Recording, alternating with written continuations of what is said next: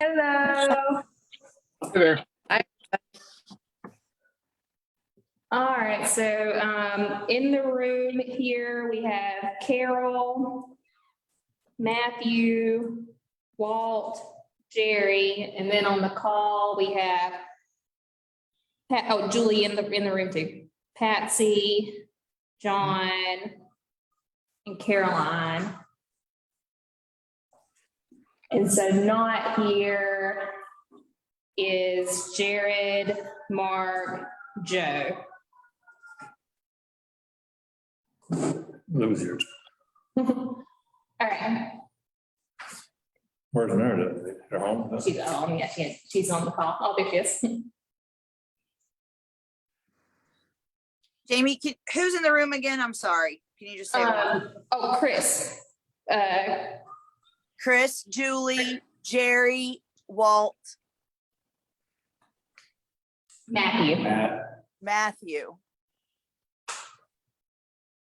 Yeah, that's who's in the room. Okay. So the only people we're missing are Mark, Jared, and Joe.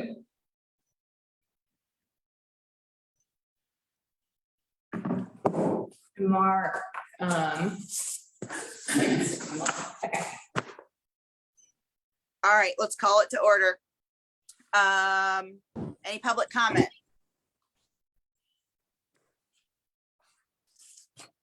Anybody online for public comment? Nope. No. All right, approval of the agenda. Is there anything anyone wants to add, subtract, move? Pretty simple today. All right, we have to roll call this. Chris, Yes. Julie, Yes. Matthew, Yes. Jerry, Yes. Walt, Yep. Caroline, John Ryan, Yes. Patsy. Yes. Okay, that's it. Carol. Oh, I'm sorry, I forgot Oh, Carol. Carol. Hi, Carol. Sorry, Carol. Okay. Approval of the minutes. Any corrections? Can you scroll down to them for a minute?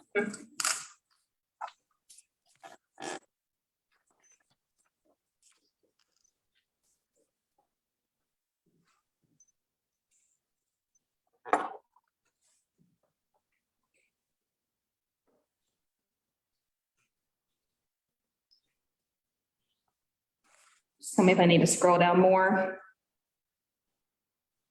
Well, in case anyone else wants to look at it. Yeah, We have them in our email though. So yeah. no, whenever, I'm- Pull that up. whenever someone is ready, they can make a motion to approve the minutes. I'll make a motion to approve. Second. Okay.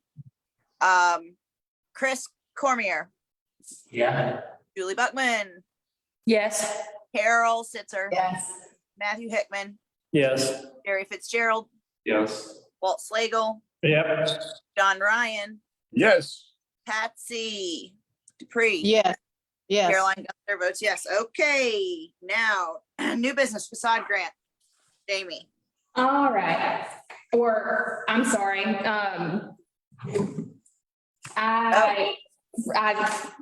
our agenda software is kind of messed up. I'm actually, since I'd gotten a call from Joe that he was unable to be at this meeting, out sick, so let me just, I know we already approved the agenda, but let's push this downtown noise until next month. Just so that way he can be present since it was related to him. Is that okay? Or do you want to talk about it now? You just kind of tell us what it is.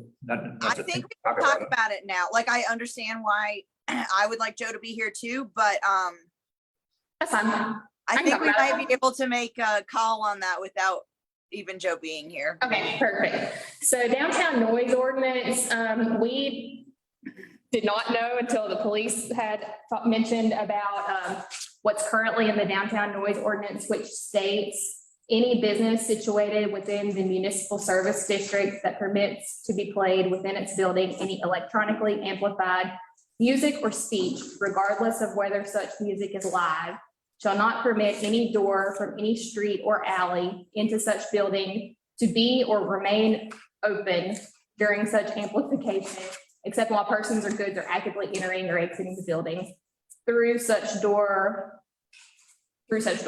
nor shall it permit any window to be or remain open during such amplification. So that's what's currently in the ordinance. That is some word salad right there.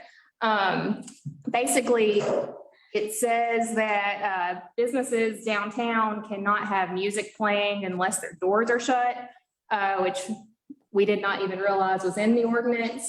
And so we talked it through with staff, and instead of completely changing all the wording around, we have recommended that we just add during the hours of 12 a.m., basically midnight to 11 a.m. And we wanted to add that so that way our music venues, breweries, places that have windows and doors open and play live music shouldn't be affected. But then that way, if there are downtown residences, which we want to encourage, we can have that in place just to keep any nuisance for residential living that might occur. So basically, we just want to recommend adding during the hours of 12 a.m. to 11 a.m. So currently under this ordinance, there's no hours stated. It's just strictly you cannot have your door open regardless of hour. That's correct. And there's no stipulations on decibels. No. Volume of the music. No, and Lou Mike can speak to that. I think that was, they tried to do that before, but then they were in a space, like something that was within what you would think would be an adequate decibel level was like way loud. And then it's just not a good gauge of it from my understanding. Have these places, if they want to work within outside these hours, and they get a permit to do so? We could put something like that in there if that's what folks think. Julie, do you mind? What did Chris say? He had said, here, can you slide that microphone over just a little bit? There we go.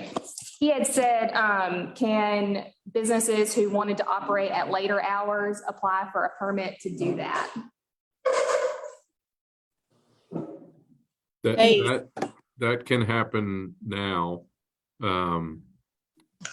For an applicant can apply to the police department for a special noise permit, basically, and that can happen for a variety of different things. It's not just music, but That's what I was thinking. Okay, so that's So already. what about, it is up to the chief to decide whether or not that gets approved. But so this says within any business, but what about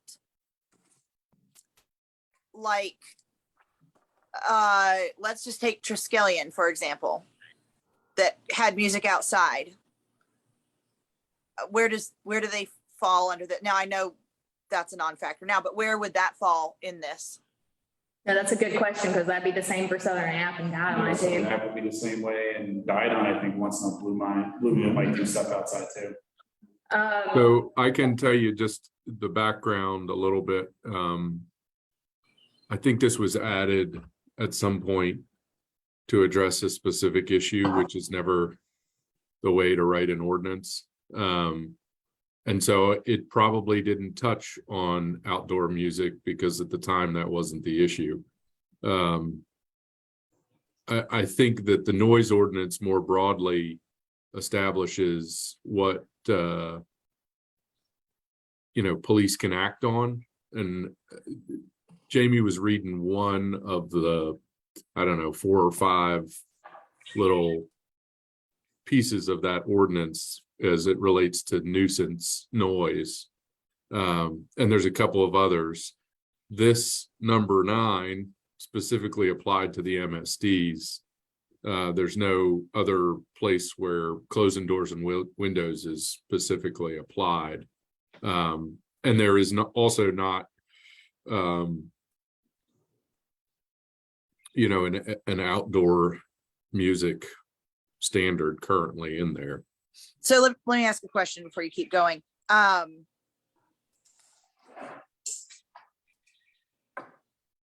What was this for? I mean, can you just tell us what this was for? It was a restaurant downtown that we were getting a bunch of apartments across the street were complaining about late night live music. Okay.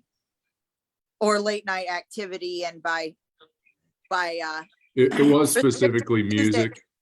It was specifically music, live bands, but okay. I see two hands up, Patsy, and I see Mauricio Zapata. I don't know who that is, but I'm fine to let whomever talk is here. Mauricio's my business partner. Oh, hi, Mauricio. You remember him. Oh, The nice yeah, one. but I didn't know that was, well, okay, cool. So, also my hand keeps getting raised from my view, which I don't know why, but Patsy, go ahead. First of all, you said Joe's not here. Who's Joe that is not here regarding this issue? Joe Dinan from Oklahoha. The Oh, owner. okay. And secondly, I mean, there are obviously people that live in downtown area that probably would appreciate some better enforcement when needed, but hopefully it's only on exceptions where whoever plays music too loudly forgot to either get permit for longer than the time, or we haven't been enforcing it. But I was going to say something very profound, waiting so long to get my, I've already forgotten the question. Shoot, now I forgot. I just couldn't see who it was. So I think it's a good idea that we definitely enforce the noise ordinance if we have one, or change the ordinance. And I know what my question was. Why midnight? Why not 11 to 11 a.m., 11 p.m. to 11 a.m.? I'm just asking. So I can tell you why the staff came up with that. Go ahead. It was just so that it wouldn't really, since we did not have any complaints, it was just brought up because this is what the ordinance says. The staff wanted to do something that would not impact the current operations of businesses, which seems like most of them close by midnight. Yeah, but that might not always be the case. They can't serve alcohol past, I think, last call has to be like 1:45. They have to close by like 2:30. I don't stay out late anymore, so I don't know the rules. But who are we to say that a establishment in downtown or anywhere should not have loud music till whatever hour they want? This is a downtown environment. This is private property. This is the livelihood of their business. I mean, there have been times, many times, actually up until COVID, bars were open until 2 a.m. with music. And Fred is saying something on chat. Oh, there have been no complaints because police have made it clear they are not enforcing, but I guess they're enforcing now. Well, I just don't think. Are I they mean, enforcing I now, don't or is know, it just something we're changing to adding some text to the rule? This was a police thing that started this conversation. The police brought it up. And currently they will not be enforcing it until we figure out what's needed, unless there are complaints. Yeah, so I can share a personal experience with regards to the outdoor music that, my experience, I wasn't directly involved in it, but I knew about it, was that there was a complaint made about the volume of the music that was being played outside. And police came out and police basically made a decision on the spot to set the volume at a certain level. So it was a discretionary action upon the police, but it resulted from a complaint that was placed regarding the musical level.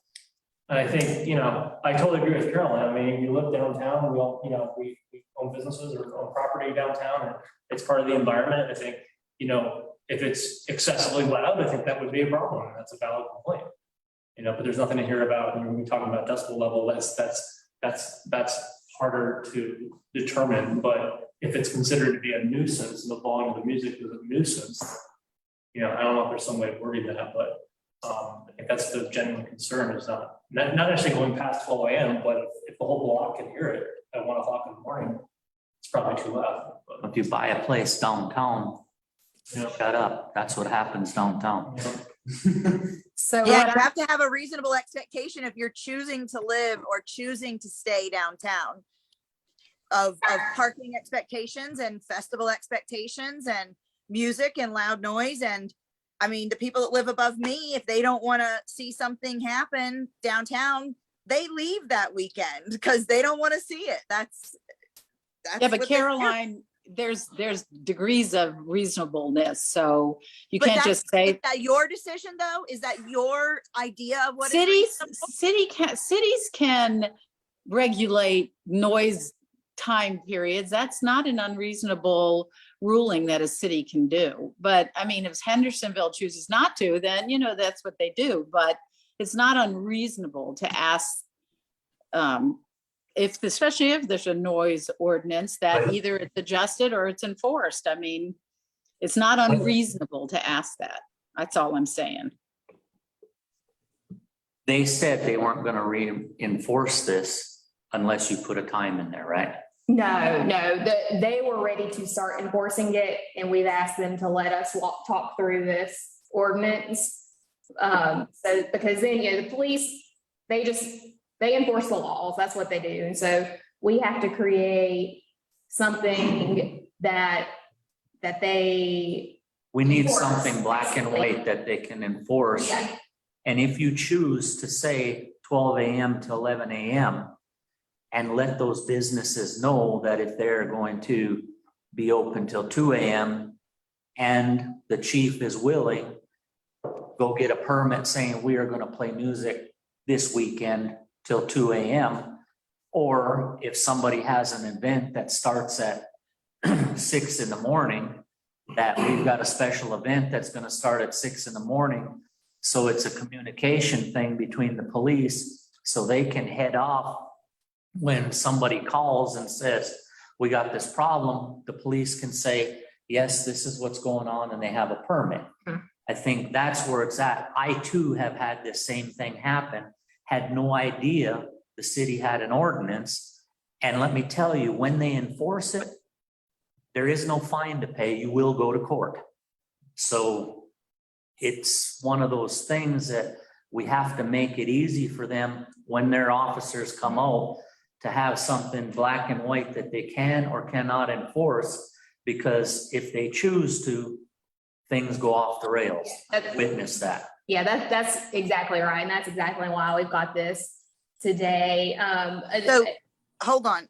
One thing, Chris, I'm not disagreeing with anything you said. However, the state of North Carolina just changed a lot of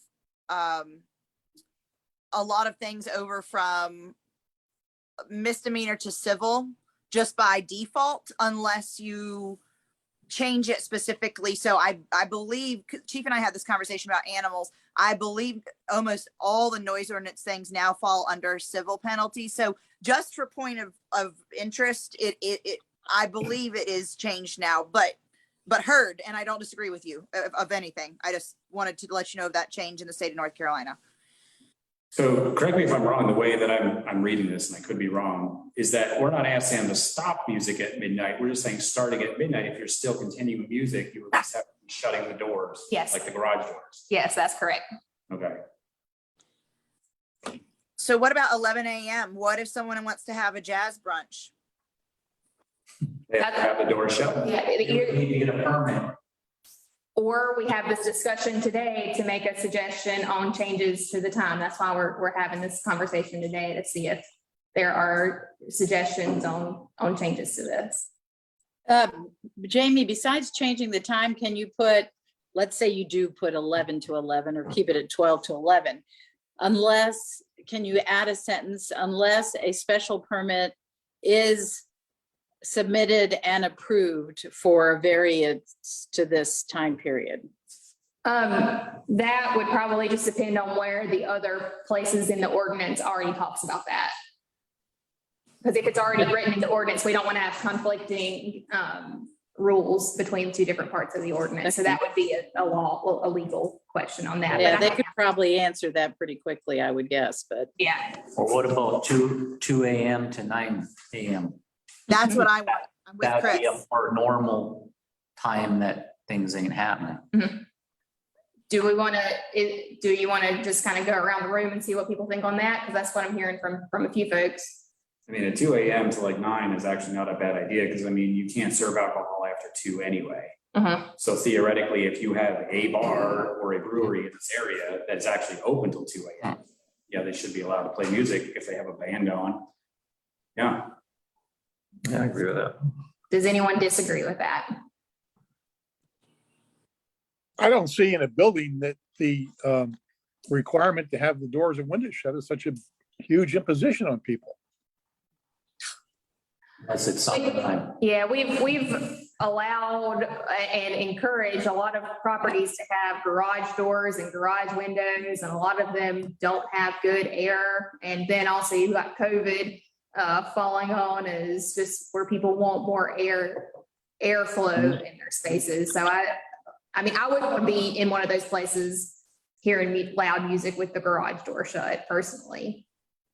You know, it might be worthwhile, Jamie, to do a survey of cities of our size that have it's, you know, downtowns with mixed residential and, you know, venues that have music, and that, you know, it might be reasonable to see what they're, because somebody posted, I just saw the chats. So, you know, like Charlotte has certain days of the week, et cetera, but that's a big city, but It's also really hard to enforce the decibel thing. They've tried it before with a variety of like buskers and like music outside, Black Bear, and it's just really yeah, messy. I'm really thinking hours mostly, you know, but obviously you can say decibels, but most of the time I think it's fairly reasonable that if you're allowing music to be played that can be heard on the street, it's not so boombox belt blasting that it's totally miserable to hear it.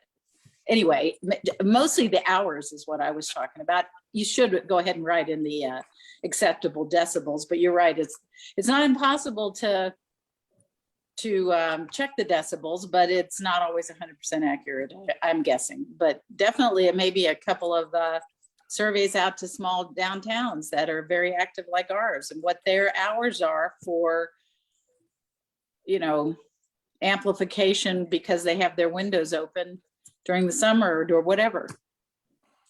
My opinion, it ain't that big a thing. If we want to change it to 2 to 9 and somebody decide to change it to 2 to 9, most of the time you drive downtown on a Friday or Saturday night, before midnight, things are pretty much wound down anyway. Yeah, pretty quiet. So, What are you saying, Chris? 2 to 9, no noise from 2 a.m. to 9 a.m.? Is that what you're saying? Yeah, if you went ahead and said, instead of having it 12 a.m. to 11 a.m., just go from 2 a.m. to 9 a.m. Yeah, but 12 a.m. is midnight. 2 a.m. is 2 in the morning. Correct.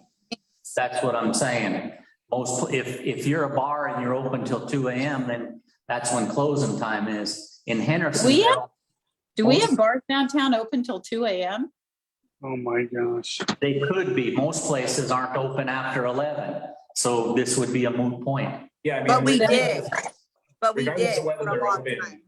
Well, I'm just gonna say if we don't have bars open, It doesn't make a difference, because that's just state law. They have to be done by 2 regardless. So they have the ability to stay open till 2.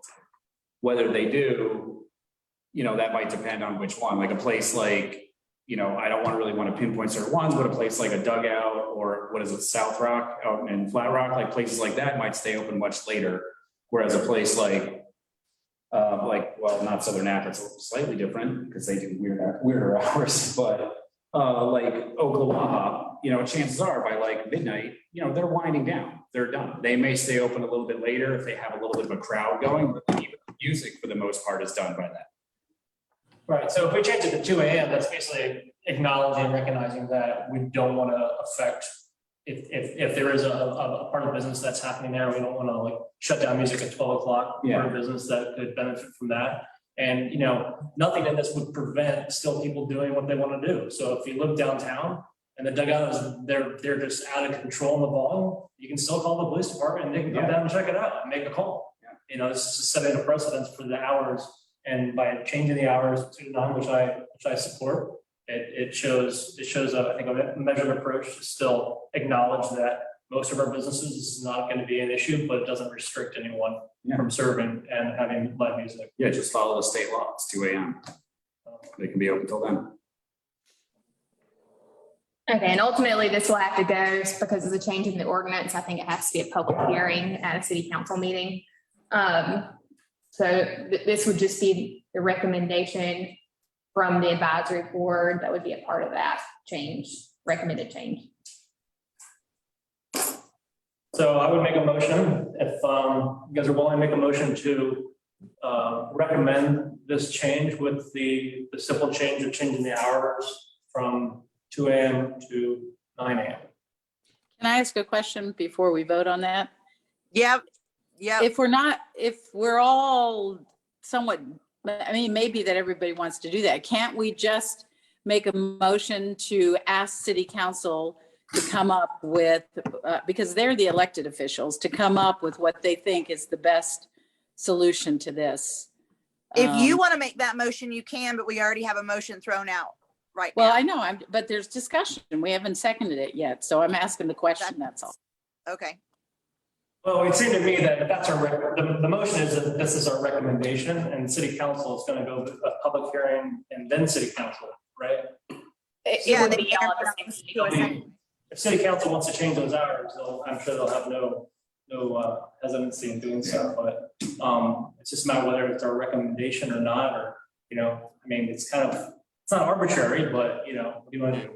1 to 8, 2 to 9, I mean, I think it's a matter of, for us, at least, if we can come to an agreement that the 2 o'clock time stamp, like you brought up, is basically, you're not restricting any business operations. While they can still legally serve alcohol, they can legally have music with the doors open. Well, the motion is just generally a recommendation. Sure. It's all, it's all, Yeah. that's all he's saying, so. It's not, in stone for sure. And this doesn't apply only to live music, it just speaks. The way Anyway, it's written, it's Yeah. even the radio. yeah. Mhm. Yeah, your own personal apartment.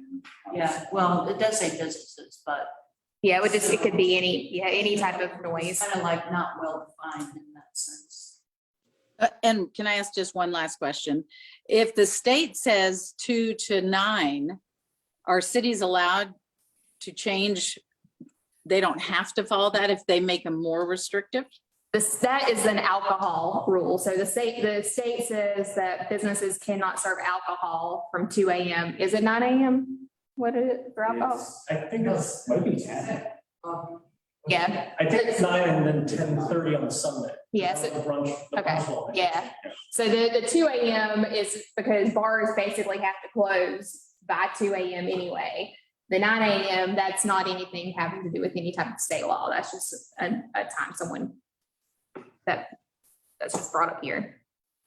So is there a 2 a.m. to some a.m. in the state law?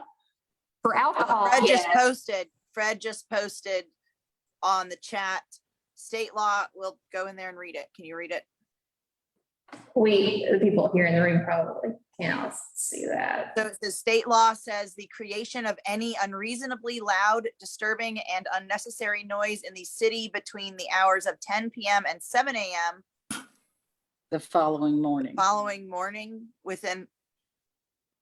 Fred, did you mistype something there? The following morning within 100 yards of a dwelling unit, house, trailer, other building ordinarily occupied by a person when such person who owns or is in control of building has not given prior consent, or within 25 yards of a publicly maintained highway or public vehicular area is prohibited.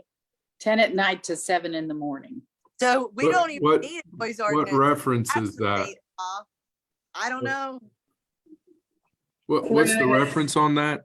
In the chat, it says North Carolina 160A, 184. I'm on 160A 184. It doesn't say that.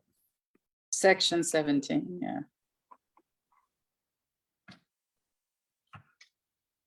This is why it might be good for city council and legal counsel for the city to be. Yeah, so we're basically discussing today on what we would like as the downtown stakeholders.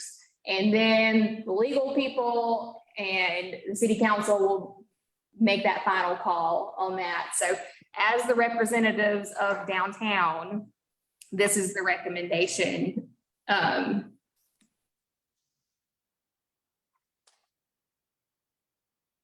So Fred Hey, guys, said it looks like that may be a city's interpretation of the, my bad, researching on the fly. Of course he is.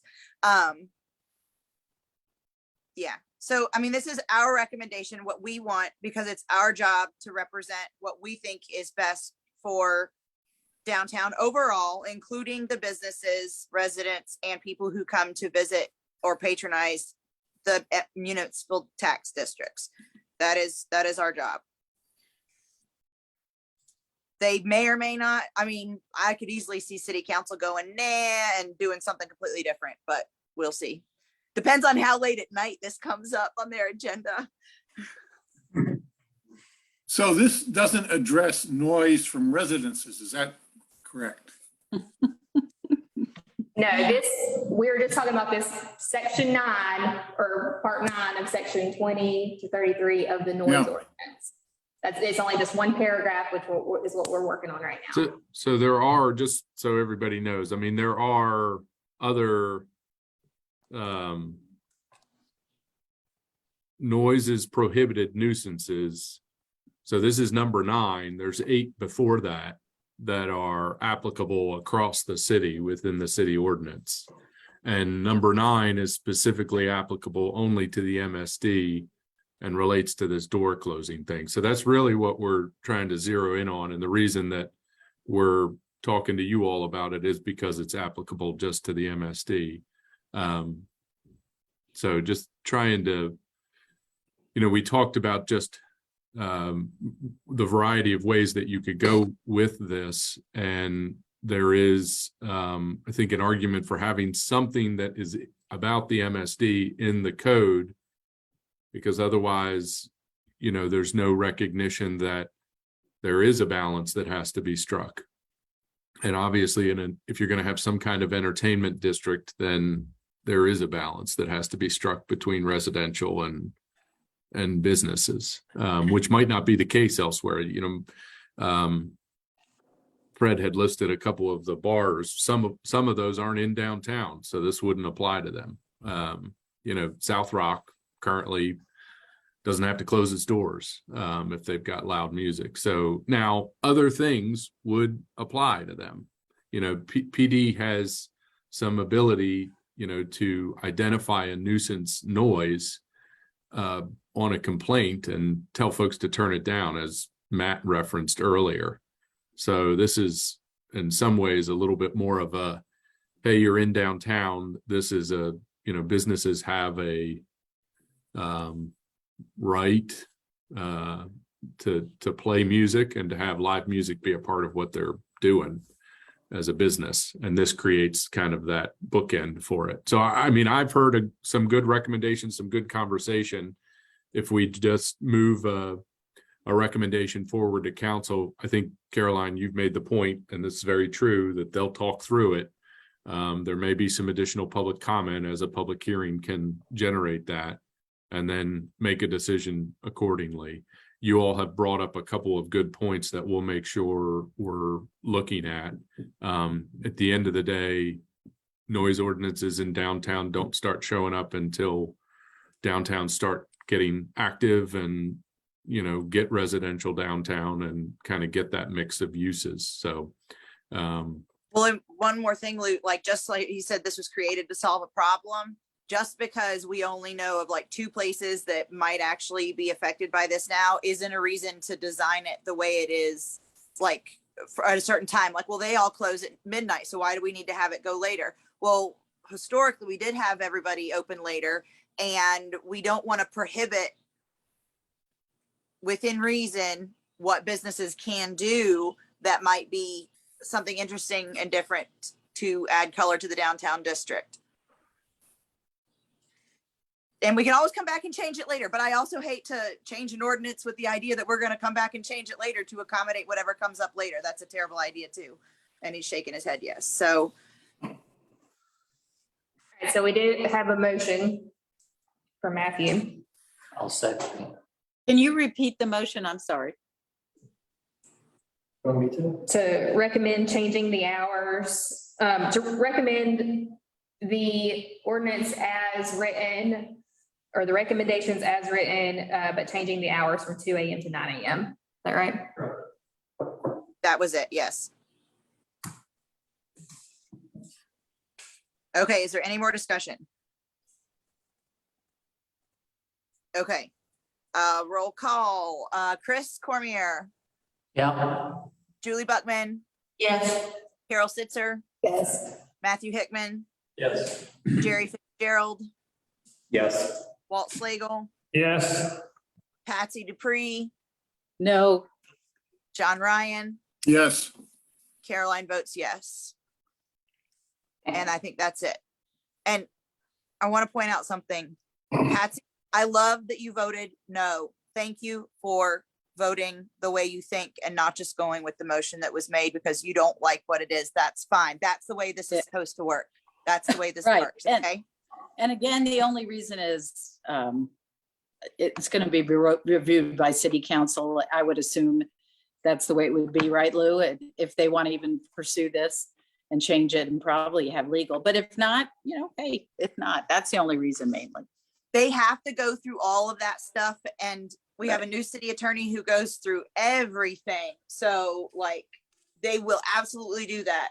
This is only a recommendation from this group. They can change any of it for how they want, but I just don't want everyone to think they have to vote yes on everything because we've talked about it. And we're at that motion. Like people can vote no, you can vote no.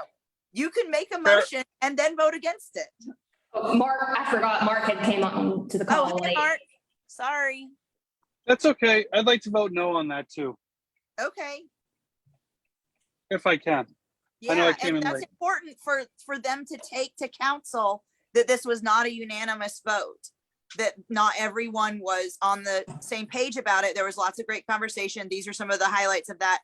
And that it was not unanimous, that some people did not agree on this. That's important for them to know. So. Okay, cool. Thank you. Thank you.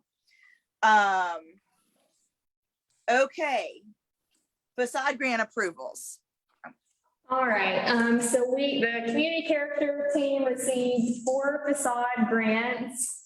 3 of them were put on hold that I had received before. They would be retroactive approvals because whenever I had them on hold, I did not know if we would have the funding for that because the funding now comes from the Friends of Downtown. We have 1 additional facade grant, 434 North Main Street. That one is not going to be considered today. I've met with them and we're going to work on some improvements to their project and get some design help from UNC Greensboro. So we're going to hopefully come up with something better for the Rudy building. So otherwise, the community character team met last week on 719 Maple Street, 711 Maple Street, and 713 Maple Street. These were all properties owned by Lyle Sharif.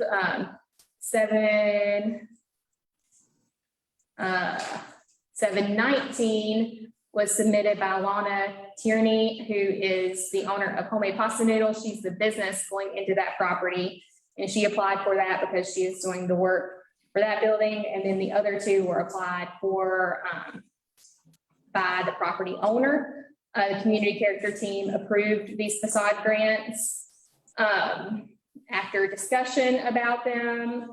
And we do have funds available for that. And this is all money from the Friends of Downtown. Is there any questions on those? Well, just for sake of clarification, what businesses are there now existing or? There were no existing ones currently. Going into 719 is the Pasta Noodles. 713 is a flooring company. And 711 is the distillery going in. Oh, okay, so they're empty now. Yeah, or they're in process. In process, no. They're all leased. Distillery. Oh, yeah, well, I just said they're all leased. What is 711? The distillery. Just 719, we don't have a picture of 719. Yeah, it's in there. the question I got is a lot of this is talking about maintenance. painting and tuck pointing and replacing existing stuff. I mean, didn't we talk about one time before that you had to make improvements? And it wasn't just for a maintenance deal? So, Chris, yes, we did. And although the grant itself is not clear on what is deferred maintenance and what is not, what is, Jamie, do you have the grant parameters up there or easy to get? Kind of. I don't have all of them I've got them. Let me just. pulled up. I can pull them up, but I've got eligible activities listed here. Give me a second, I can pull them up.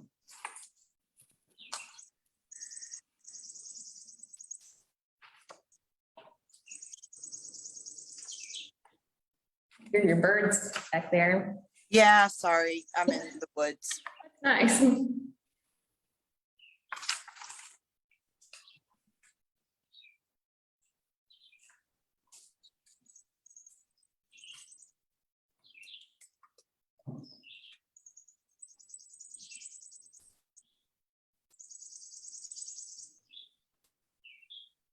just need to put this somewhere better where I can figure it out.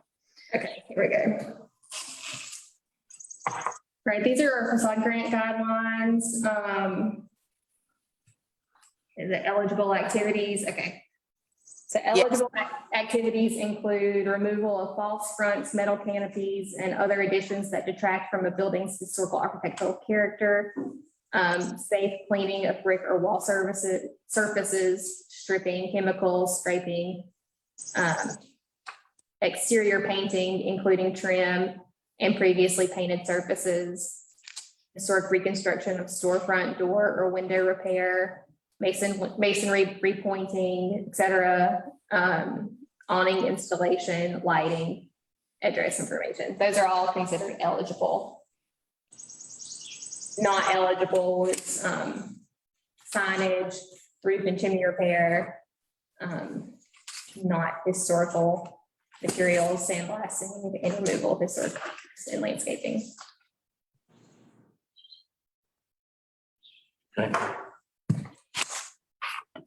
So yes, Chris, that was actually for the committee. That was not a question for these. That was a question for a different grant that that is not here in front of us today. I still am going to, well, painting is included, but I still have to refer back to the original intention, and that is honoring the original history of the building, which I think these facade grants do, which does include paint for this one. So you're not wrong, but that's my thought on this.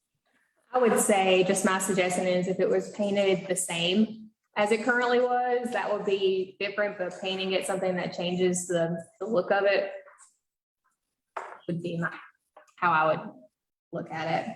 Basically painting as a restoration as opposed to. Yeah, painting is maintenance as opposed to like changing the appearance of it or improving the appearance. Well, Chris, we did speak last week about readdressing the facade grant program in general and including something in the verbiage that would address maintenance issues. And that's actually coming up next on the agenda. Let's talk about that.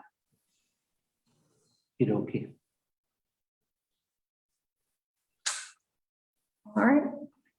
Any other questions on these facade grants?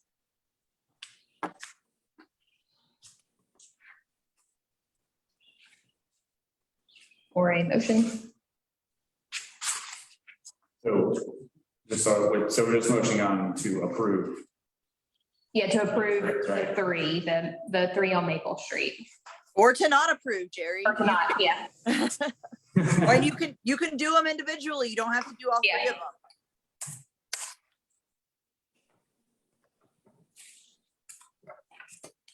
them. Vote. Wait, did he make the motion or no? No. I'm thinking. I'll move that we approve the 3 on Maple Street. Thank you, Pat. I second that. That was Walt. Yeah. Okay. Is there any more discussion about those 3? Okay, So I will, as long as, I mean, this does all fall under our current guidelines, correct? Yeah, it meets all the rules, so Mhm. gotta be good. okay, any more discussion? All right, Chris Cormier, Yes. Julie Buckman, Yes. Carol Sitzer, Yes. Matthew Hick, Yes. Jerry Fitzgerald, Yes. Walt Flagel, Yep. John Ryan, Yes. Patsy Dupree, Yes. Mark Pavo. Yeah. And Caroline votes yes. All right, that motion carries. Thank you. Okay, next is Seventh Avenue Designation Committee. All right, so. Sorry. So two things to talk about related to Seventh Avenue. Last week, the Historic Preservation Commission had they have a designation subcommittee, and they're talking about different districts that they might want to consider to be a local district. And so several of our folks from the community character team went to be a part of that meeting to discuss their concerns or questions about that Seventh Avenue being a local historic district. And basically what a local historic district means is similar to Main Street, that work being done would have a certificate. Sorry. Okay. That would have to have a certificate of approval process, just the same as the Main Street Historic District. And that would go through the Historic Preservation Commission and Historic Preservation Commission staff. After we or I was not on that meeting, but after that meeting, I met with Alex, who is the Historic Preservation Commission staff person, along with Lou, and we basically talked about what was discussed there, and I believe just the next steps that they were planning to do was in August, they're going to have some folks from the State Historic Preservation Office come and do like an educational training about historic districts, and that way it can give our folks and people on the Historic Preservation Commission a better understanding of what that means. So that would be August 17th. I don't have the dates yet, but I'll let y'all know when that is. So that was the decision, was we won't have any more detailed conversation about that until after that training, so people can have informed decision on that. Matthew, were you on that meeting? I What'd you was. say? Do Yeah. you have any comments or anything you want to say? about that? There was a lot of discussion on that one. Different viewpoints about it, and this was the beginning of the discussion, really, in that formal setting, or that, at least with HPC. So I think the takeaway on that was there were different ideas on how that, and basically continuing with getting some more education about exactly what the local historic district designation would do, how that would be developed, that if it were to happen, it would be developed with which HPC that would be unique from the design guidelines that are established for Main Street. So that was one takeaway. The second one was looking at other options. Instead of just saying, well, is there a different way of doing it? What do we really want to accomplish with this? What's the greater good? And pursuing other options than just saying we have one choice. But lots of discussion. So yeah, mark on your calendars for August 17th. And I'm not sure the time on that. I should get that confirmed this week. All right. Anything else on the design standards before I move on to SOG grants? Lyle, can you speak to your experience? Patsy, were you at that meeting too? Or no? I couldn't make it. I had another obligation. Okay. Lyle, quickly, not super quick. I mean, just briefly, can you can you give us some of your experience with that? And the reason I want to talk about this a little more is because I hope for a lot more collaboration with other city boards and committees, just overall. So that's why I want to make sure we don't just glaze over this. So I can jump in here. So we talked about, and I jumped in that meeting because my concern was just coming straight out and designating the area historical and what the repercussion could be as far as future growth and deterring investors and people that would come into the neighborhood to, you know, kind of bring better co-tenancy and update these buildings. And I agree that it's very, very, very important to have some sort of standards in place. We discussed the possibility of a zoning overlay that would kind of outline standards that have to be kept.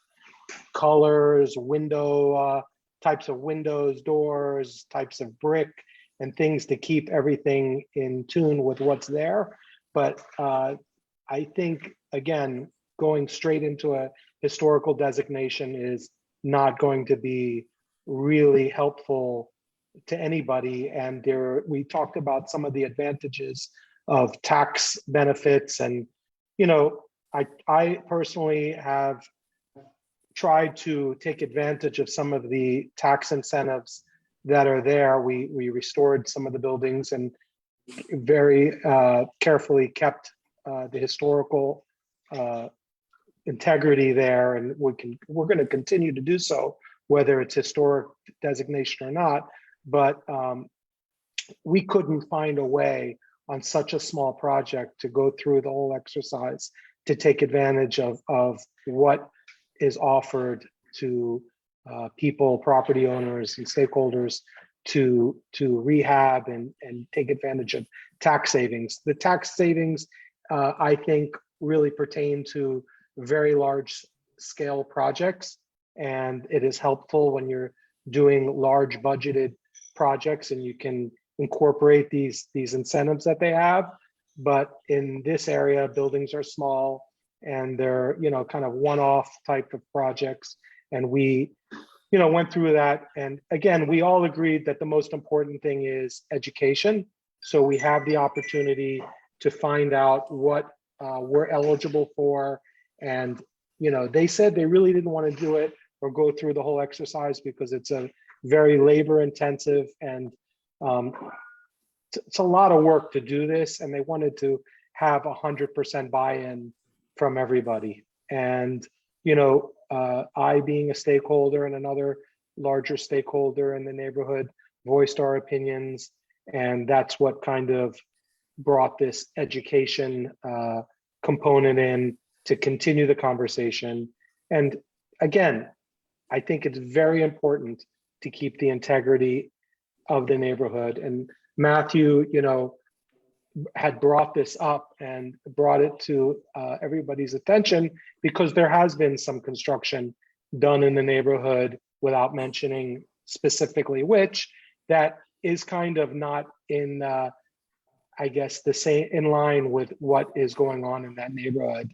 And we all don't want to see the same thing happen again. So there has to be something in place. But again, historical designation was not the answer that I thought would solve that. So that's where we're at, Darrell.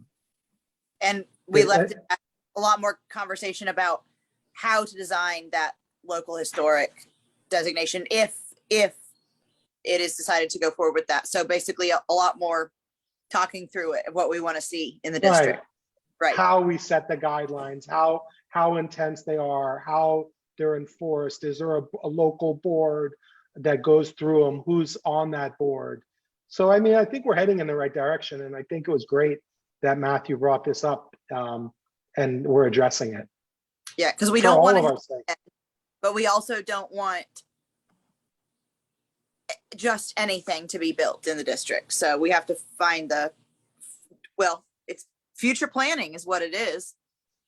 Right. So it's a zone, it's more of a zoning tool that needs to be put in place, or some sort of overlay, some sort of understanding. But again, not historical designation, in my opinion.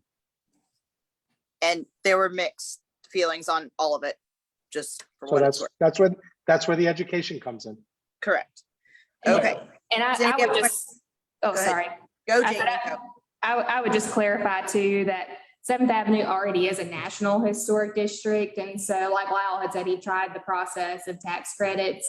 And so the local historic district does not have any say on the historic tax credits that people can apply for. So properties within that national district boundaries can still apply for tax credits.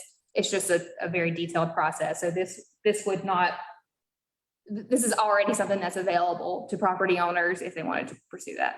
Sorry, Matthew. Right, it's in place. Jamie, you participated in my meetings, and it's a pretty intense process for a small project. Yeah, it's a lot. Matthew, do you have something else? Yeah, so I just wanted to point out that part of my comments in that meeting was to acknowledge that in my experience with the various committees I sat on with dealing for Seventh Avenue, this is the first time we've had buy-in from stakeholder property owners on this, especially on this scale. So, I mean, that's something that I just wanted to acknowledge. I think that's fantastic. I think as far as having 100% buy-in on this is crucial. And the idea is to start to steer the conversation about what are our intentions with this and what's the best way of getting there. So, but having stakeholders, property owners involved in these discussions is fantastic, because I've been very vocal about Seventh Avenue. You know, we've been there for almost 13 years. We don't own our building, but we act like we own our building. I've been very involved in just, identifying properties that no longer exist through neglect, abandonment and neglect, which, you've seen a part of Seventh Avenue that's just kind of disappeared. It's not a lot, thankfully, but there's a lot there. So to see this infusion of energy and money and vision, and people, just property owners, this is what I'm talking about, is property owners, because business owners are great. We're attracting more and more business all the time, more dynamic businesses.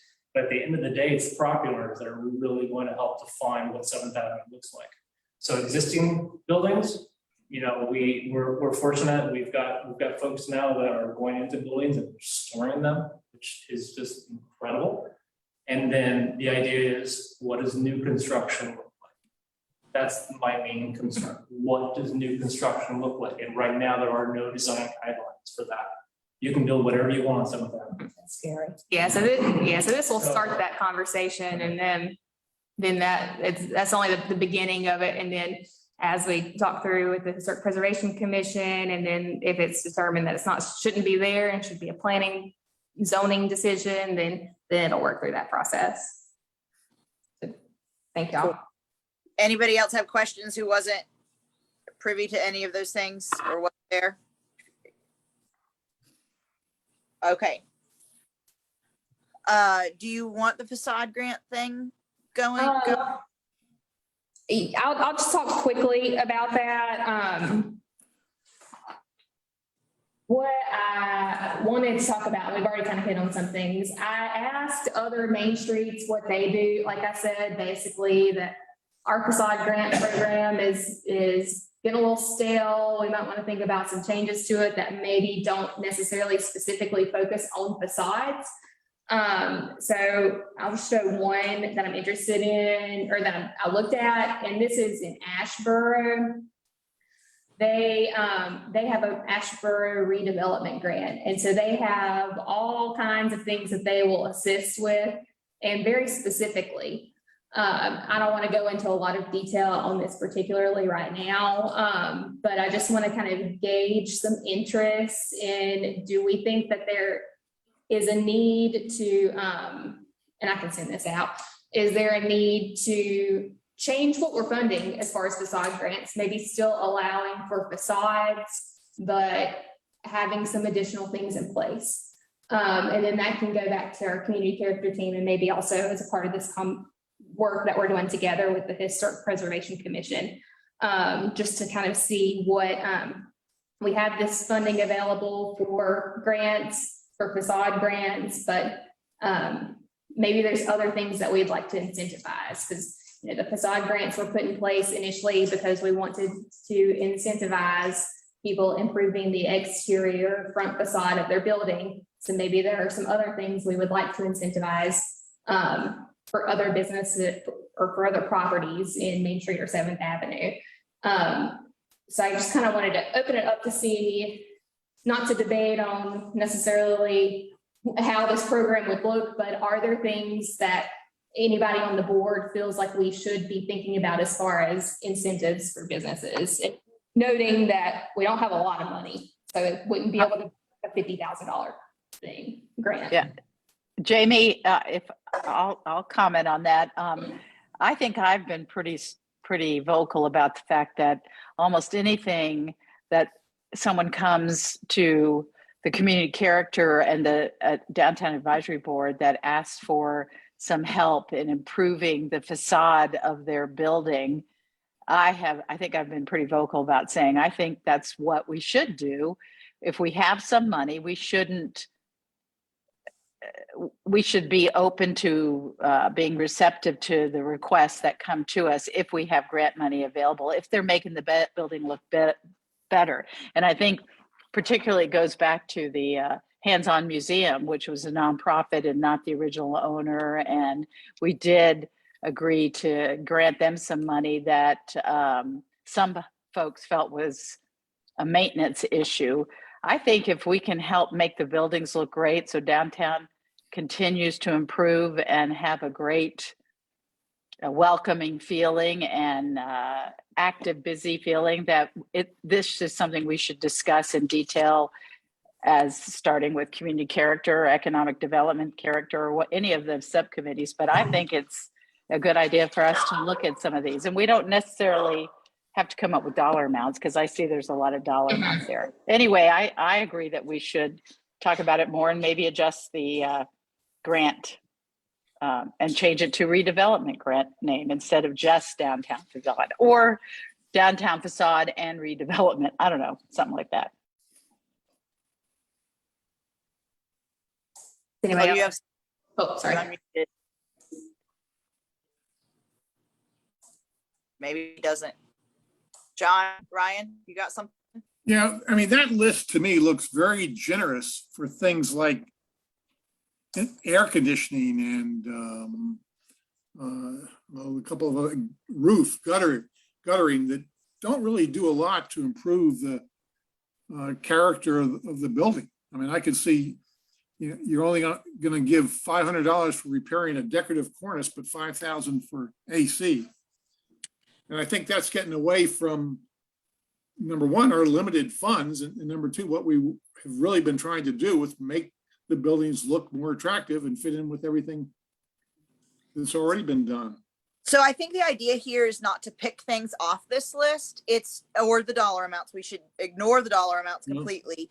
But the idea is, instead of it just being limited to facades, what other things on this list or not on this list do we desire to incentivize for preserving historic character of the buildings that do exist within the districts? So whatever that may be, listed or not, so this probably what Ashboro was dealing with is buildings that had zero HVAC, and either that was going to be necessary to happen, or that building was going to come to the very end of its useful life and be a tear down. So if that's what they're trying to protect and they need to incentivize that, then that's probably what they were going for. So it's more, what do we want to overall incentivize? Any just random ideas to throw out on or off this list? I would say, since we just saw this list, that the idea right now should be that we should just decide that, yes, we should look into this more and talk about it after some subcommittees talk about it, so that we'll have more to give to because I agree with you, certainly, Caroline, and what Jamie said, that we're not looking at dollar amounts, because A, we don't even have that kind of money, and B, I think we could spend a lot of time trying to pick and choose, and it's the first time all of us have seen that, so at Right. least I I think would he say, was looking at spaghetti on the wall, like, yeah, okay, like wood floors. Like I want to see alleys done. If somebody came to us next time with a facade grant, but for an alley to take like a false back off of a building, I would fight for that if it fit within the parameters that are within the facade grant right now.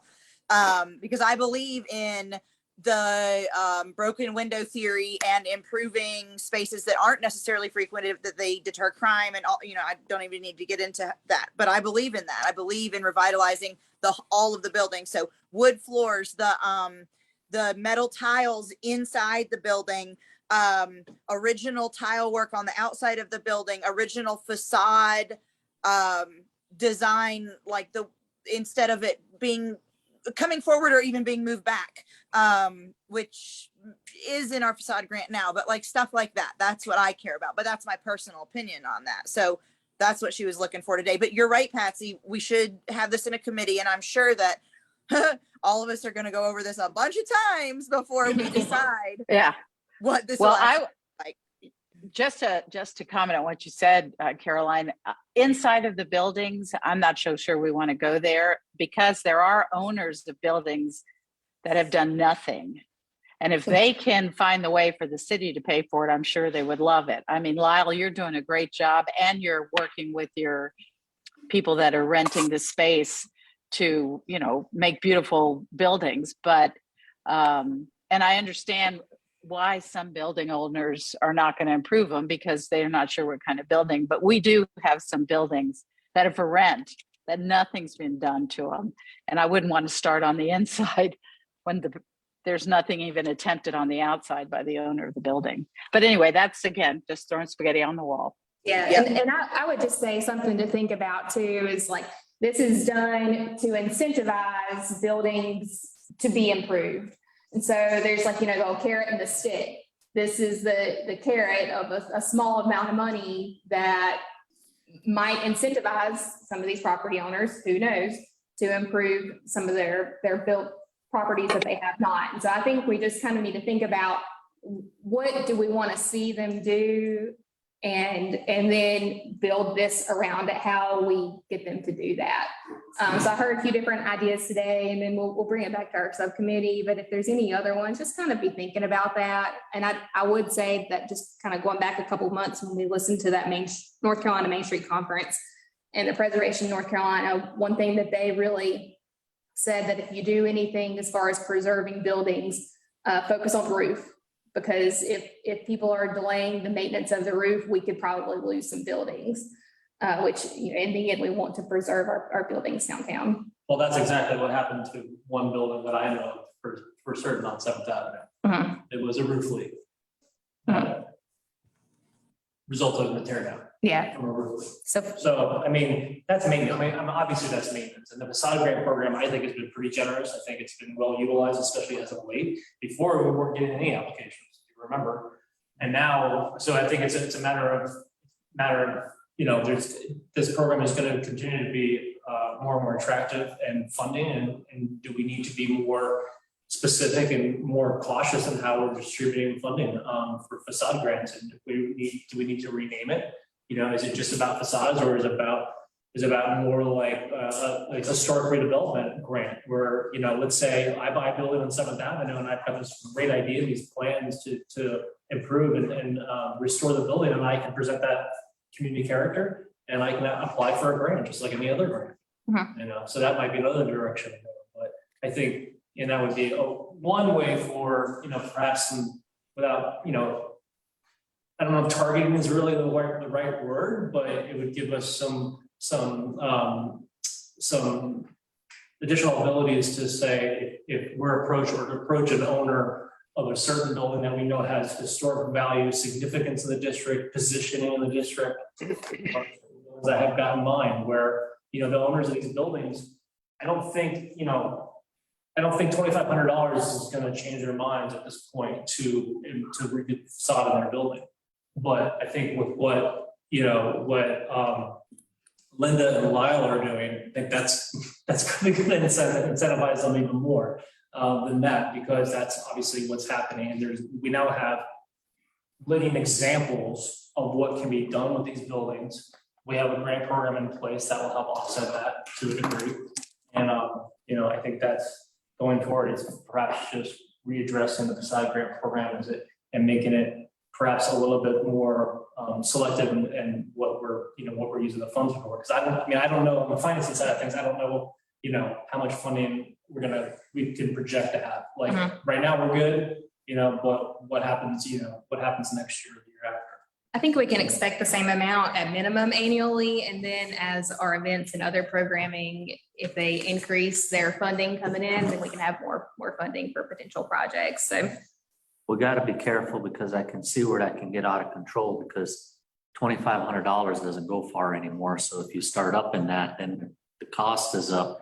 And to Matthew's point about trying to, zoning really needs to be the one telling you what you can and can't do. But if you're going to get a facade grant to upgrade your facade in whatever district you're at, maybe there's some guidelines that it's, this is what we want to see, or here's some styles that everybody's trying to keep it at, to where then there's a smaller parameter, because we can talk about this for weeks and really never get off dead center.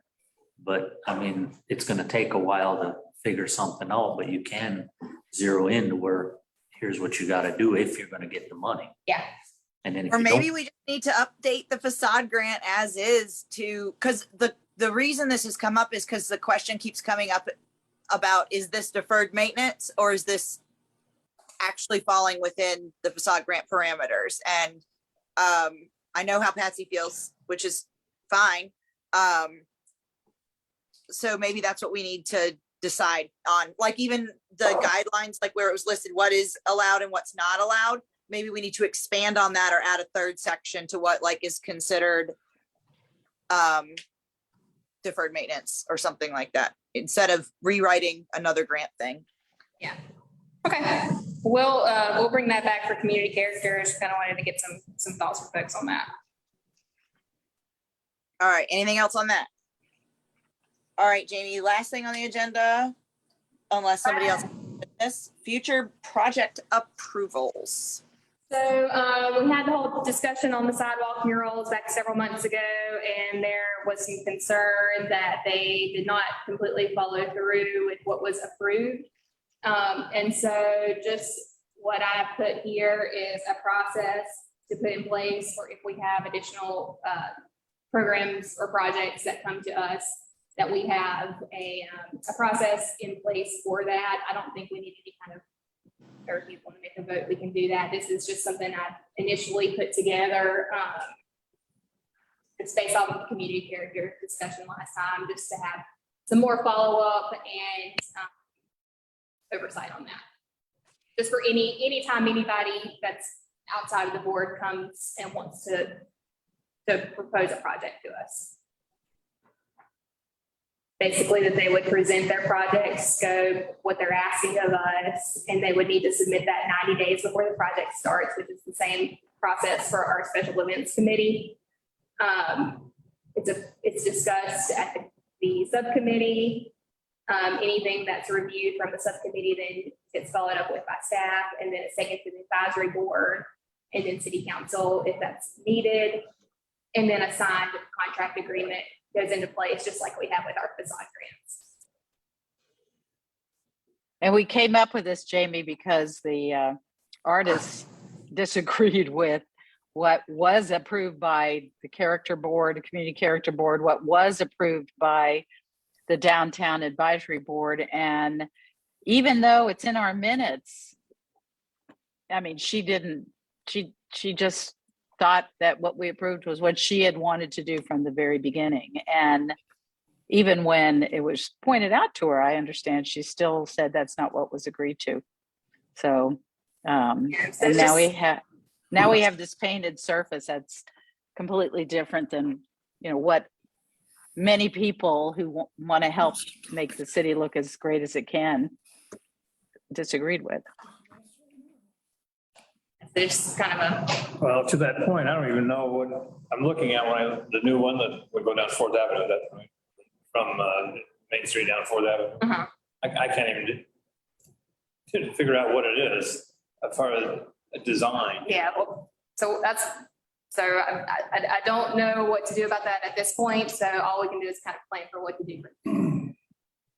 Well, we may have to add to this idea of this contract that if they don't do what they are supposed to do, we have to have an answer for what might be done against what was approved. Or have a timeline of checks by staff to Yeah. to manage it, like, milestones. Yeah, and we can have that built into the contract, and I can plan to have that. I can add that to this, that it would be before the downtown advisory board, that we can have that draft as a part of that meeting. But So that whole sidewalk, they didn't do what you asked them to do? they added words, when the approval was just for the footprints. Words more than and words. paint splatter and swirls. And I mean, I went back and watched the meeting, and I know what happened in community character. We don't have that meeting recorded, but I went back, and I always rewatch every single meeting we have recorded. And I went back and watched it again, and Patsy made the motion, and it was specifically for animal prints only, which is what all the discussion was, and which is not what's on our sidewalk. Now, another thing, Chris, that has been taken care of is the artist's logo and website was also put on the sidewalk, but that was addressed immediately and removed. But her entire book's written on the sidewalk, isn't it? Yeah. Yes, it The is. story, yeah.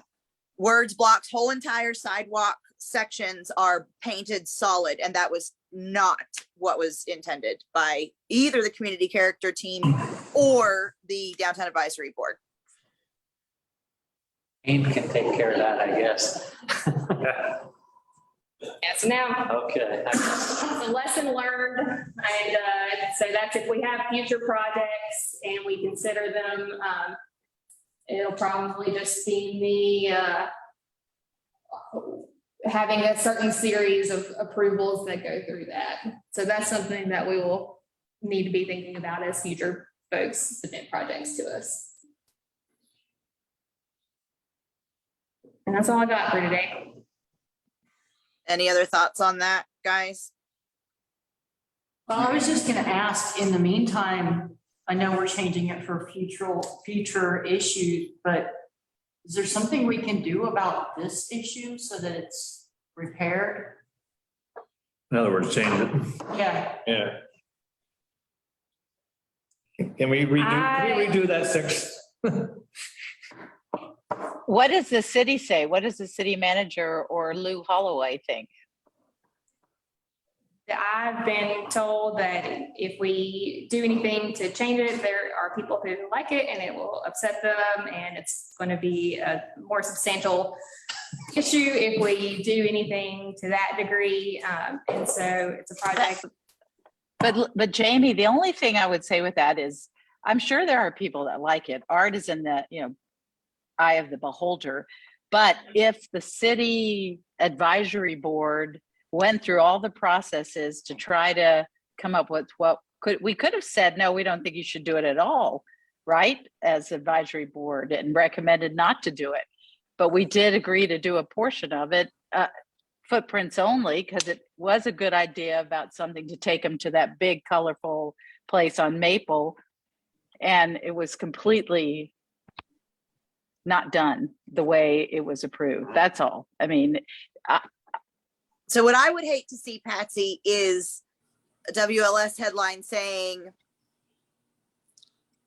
City of Hendersonville power washes off artist sidewalk mural or something like that, because I'm sure they'd make it a really inflammatory. And well, I would rather it just like wash off as it's going to. We did talk about it being pretty temporary. Like semi-permanent, because it's going to come off the sidewalk. And when it looks crappy, we can just go ahead and like aid in that process.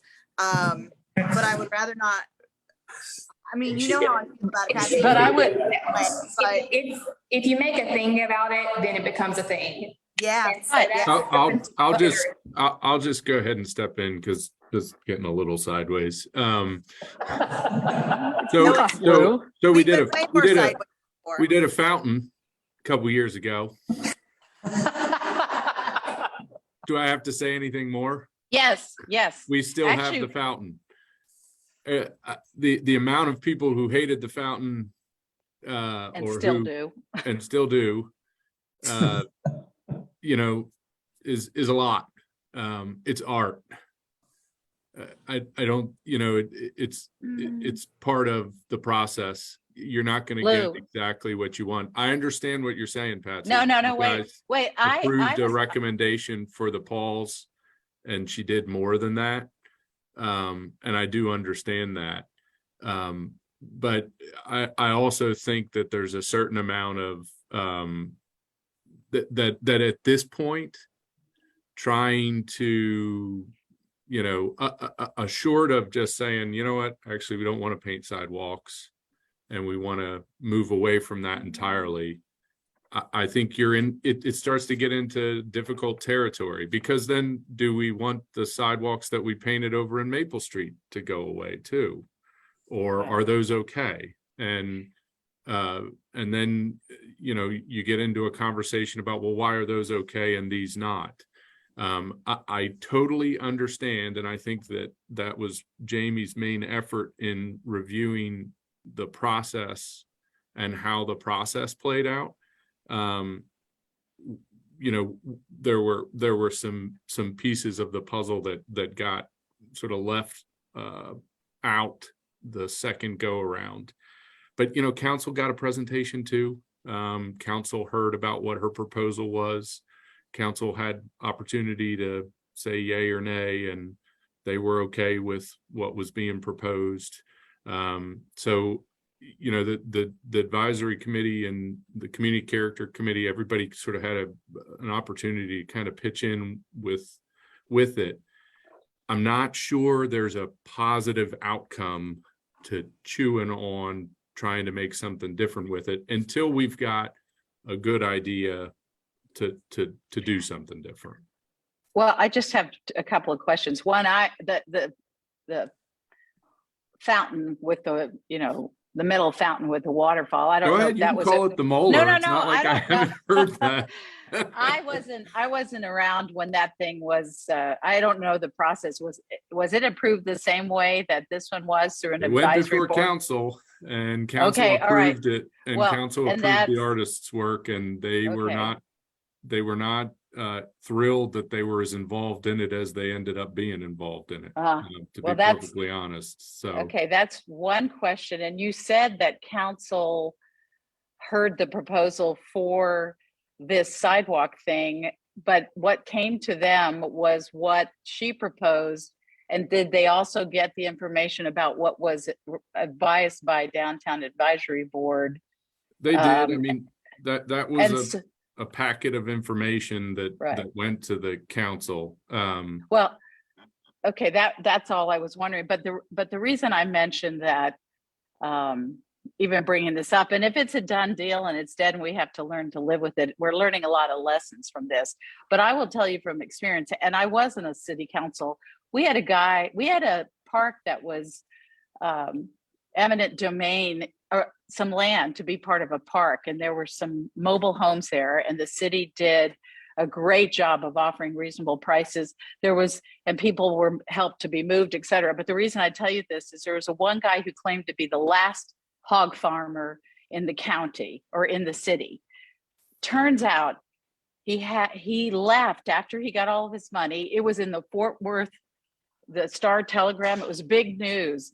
He left the pigs. He didn't care. The newspapers turned it around, but the city took the brunt of a little bit of, you know, bad press. And when, you know, the city talked and said, you know, you can write whatever you want, but you're not writing the full story. And the full story, and I'm not saying we push for this one, but the full story is one person doing what they weren't supposed to do and saying that everybody will fuss about it.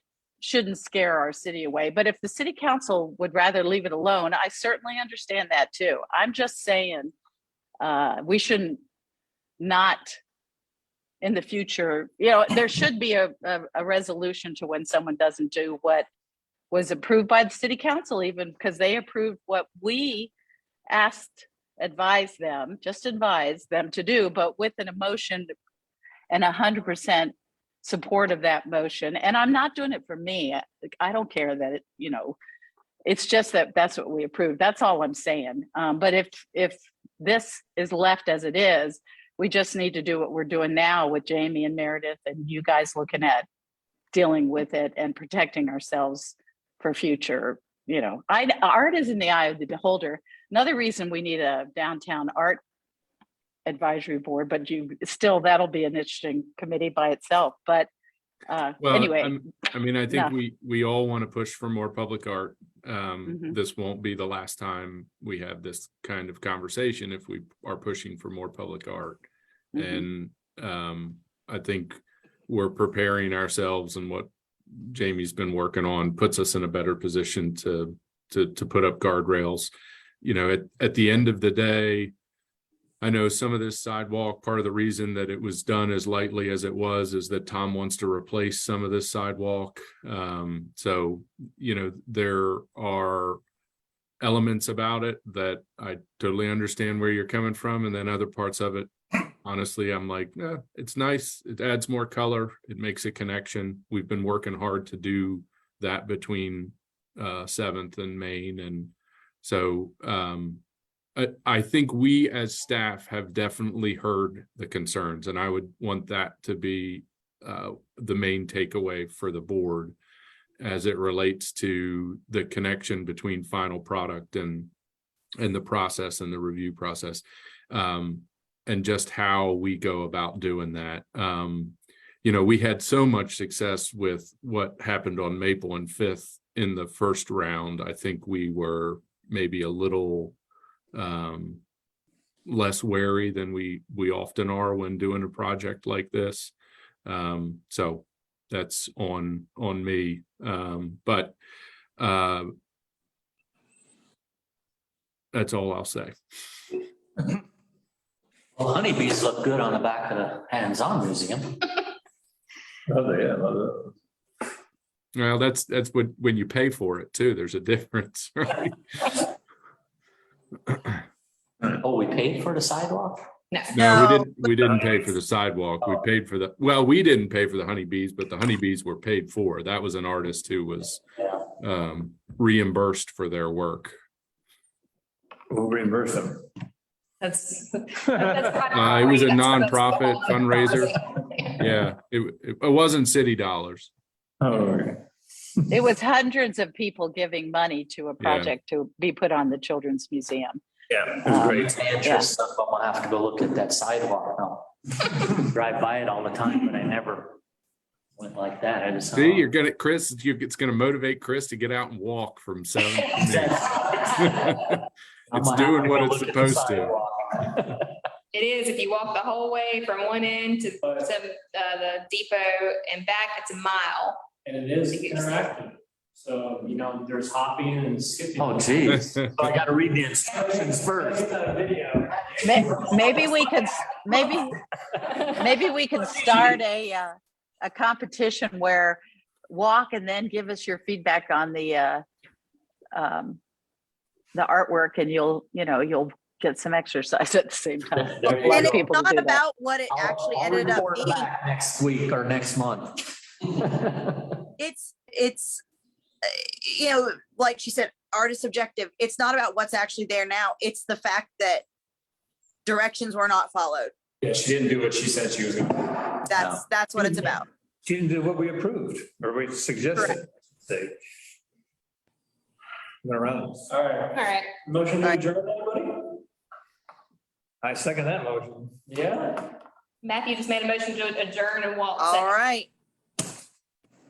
All Good deal. right. Thanks, Come on, guys. guys. Yeah. Thanks. Bye.